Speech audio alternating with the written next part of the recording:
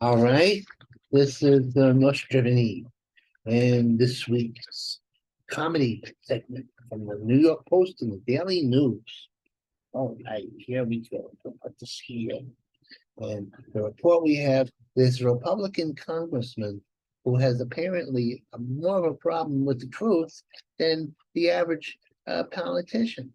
This man has managed to fit as many lies in his virtually virgin career as a politician as Joe Biden has spent in his whole career of 50 or 70 years. His name is Soto. Well, we don't even know if it's really Soto at this point. It could be anything. He claimed he was gay to get the gay vote, but the man had no husband but a wife. He claimed that he was Jewish to get the Jewish vote, and his family was the victim of the Holocaust. This is sacrilege. He's a Catholic, and he hadn't been persecuted or anything near to Jewish people or near. And then he claimed that he gave to animal rights activism, and he would love the little animals, and he gave money to them, and he didn't.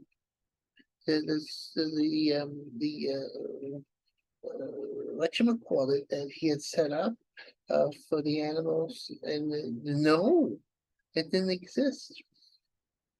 Apparently, the man wants to check in Brazil. I think he's a bad person, and he shouldn't be a Republican um, congressman because he doesn't. He wouldn't know the truth if it hit him in the head. He clubbed him down to the sand, to the ground. Oh, now horror shows. The horror shows of what's happening in the New York subway system and the streets of New York. It used to be years ago, they had, not so long ago, they had things like Sex in the City and shows that showed, love and romantic love lead comedies. But now it's going back to the 80s and 70s and 60s, where you have things like Rosemary's Baby, babies possessed by Satan or Satan's children themselves, and Charles Bronson roving the subways fighting the vigilante fight against the criminals who are taking over the city. And that's what's happening now. Life reflects the arts. It's like the Joker in Gotham City, which was supposed to be a part of New York, supposed to be pretending. No, and now, so they have Scream, they had a horror thing in the subways, and it scared everybody. That's it.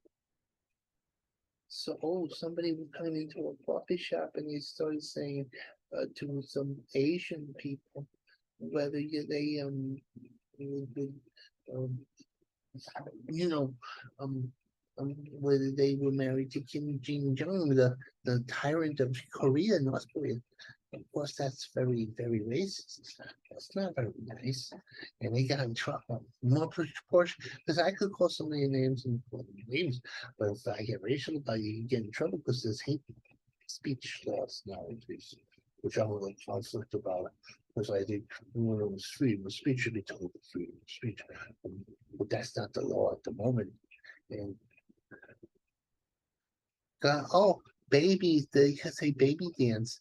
That apparently babies when they kick their knees in the tongue in the belly, what's happening is it's they get an exercise in eye hand coordination. And it's good for you. Painful for the mommy, but good for the baby. I think I kicked a lot when I was little, but I just want to get out of there. It was cramped. Belly down dance study. That's what that art is. Hmm. Okay, now you got some old stuff going on. I remember when I was a little bit. Okay. Icy hot. The cold girl look. Yeah, apparently women who are perfectly warm and they're pretending they're cold and they have chapped lips and they're shivering, but and it's called the icy hot look, which I had no idea that hypothermia could look so sexy. And then I said, my goodness. But my sister told me, who was a feminist, she saw through it, and she said that they are doing it because men, naturally want to protect the women.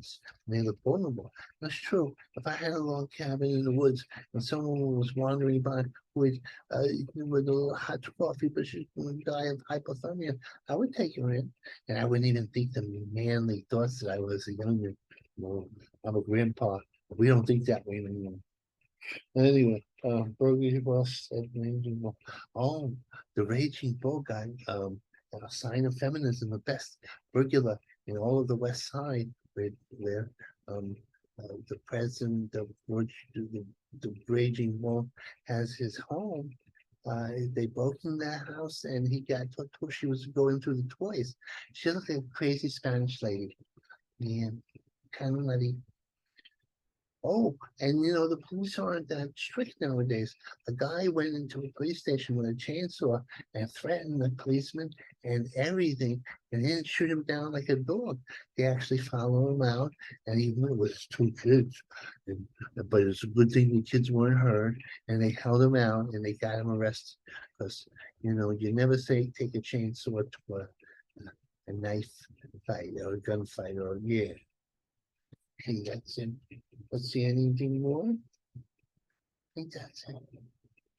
Yeah, we can end this.